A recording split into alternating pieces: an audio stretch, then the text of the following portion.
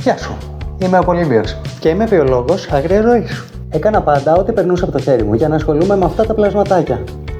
Όμως μάντεψε, τελικά έπλεξα με ανθρώπους. Και ενώ όλοι γύρω μου λένε να σκεφτώ έξω από το κουτί, εγώ απλά θέλω να κάνω αυτό το κουτί πράσινο.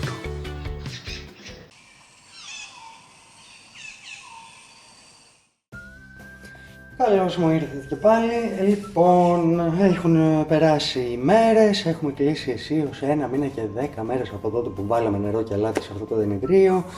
Τα πρώτα κοράλια ήδη μπήκαν, φέραμε τη δεύτερη φουρνιά τώρα, την οποία θα βάλουμε, θα τοποθετήσουμε σήμερα. Οι μετρήσεις είναι σχεδόν άριστες, δηλαδή νητρικά, φωσφορικά, ζωαίσθιο, είμαστε εξαιρετικά.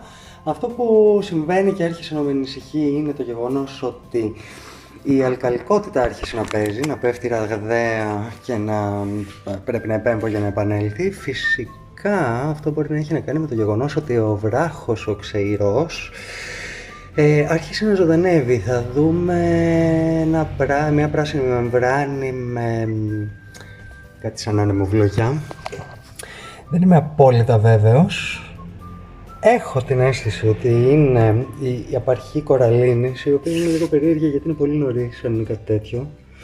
Το βλέπω εδώ και μέρες και δεν εξελίσσεται κάπως διαφορετικά πέρα του να εξαπλώνεται το κόκκινο χρώμα πάνω στο πράσινο, το οποίο αρχικά ήταν πολύ μικρές κουκίδες και τώρα είναι αρκετά εμφανές. Μπορεί να μεταπήδησε από τον ζωντανό βράχο κάπως και να επιταχύνθηκε η διαδικασία. Εν πάση περιπτώσει, η αλκαλικότητά μου δεν είναι ακριβώς αυτή που θα ήθελα, δηλαδή κατακρεμινίζεται πολύ εύκολα και πρέπει να επέμβω. Είναι μέρος του παιχνιδιού, οκ, θα το κάνουμε. Πάμε να δούμε σήμερα τι θα τοποθετήσουμε. Θυμόμαστε τα δύο δερματοκόραλα πίσω, τα οποία βλέπουμε.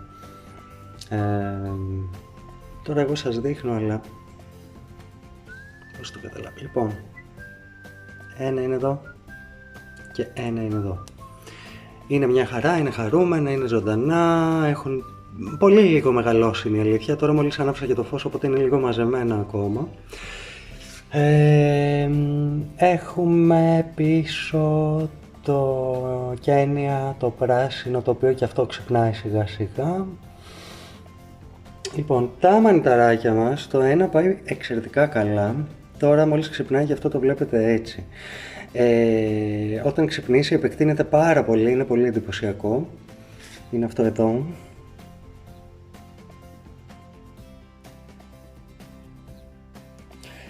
Το άλλο δυστυχώς πίσω από την τουμπιφόρα μούζικα παραπονιέται λίγο. Η βλένα που βλέπετε εκεί πέρα, η γκρι, δεν ξέρω πώς να το χαρακτηρίσω.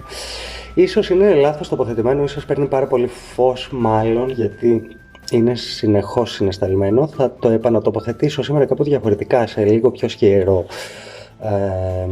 μέρος, να δω αν θα αντιδράσει κάπως.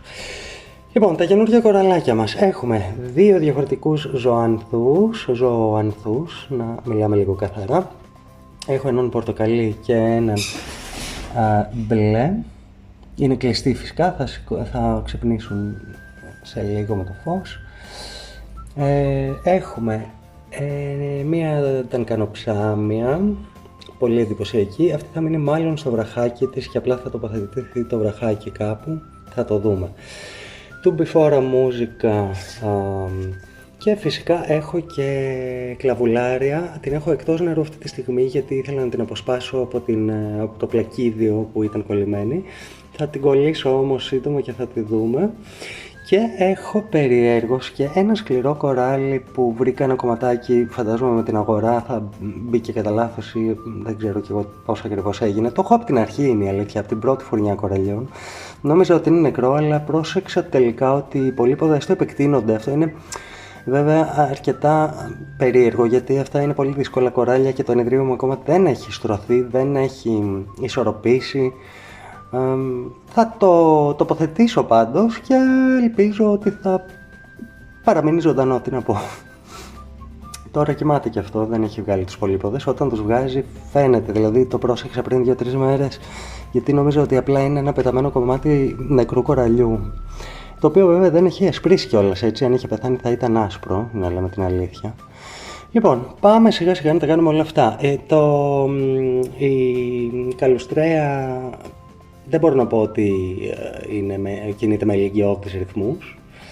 Παρ' όλα αυτά είναι ζωντανή και ευτυχισμένη. Ελπίζω σύντομα να δούμε κάποια σημάδια έτσι, ανάπτυξης. Και έχω και εχινοπόρα που φυσικά είναι ακριβώς πίσω από τη σταγόνα που μόλις έτρεξε. Η οποία μεγαλώνει κατά πλάτος, θα γίνει κάτι σαν... θα μεγαλώσει σε ένα επίπεδο, ας πούμε, στυλ, η οποία θα τοποθετηθεί και αυτή σήμερα. Πάμε να αρχίσουμε να τοποθετούμε.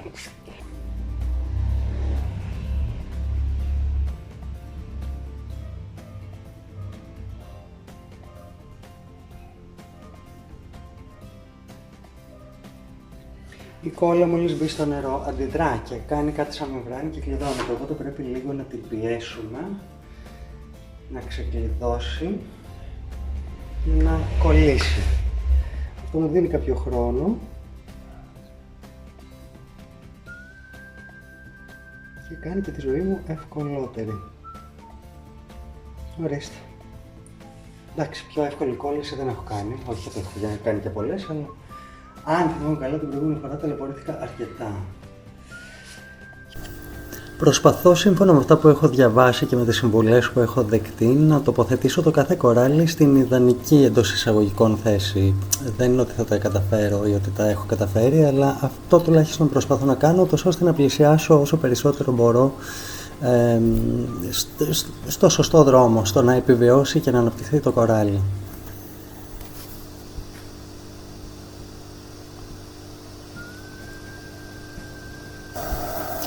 Η αλήθεια είναι ότι δεν φαίνεται ιδιαίτερη διαφορά στην εικόνα, παρότι έχει διπλασιαστεί ο αριθμός κοραλιών που υπάρχουν αυτή τη στιγμή στο ενιδρίο.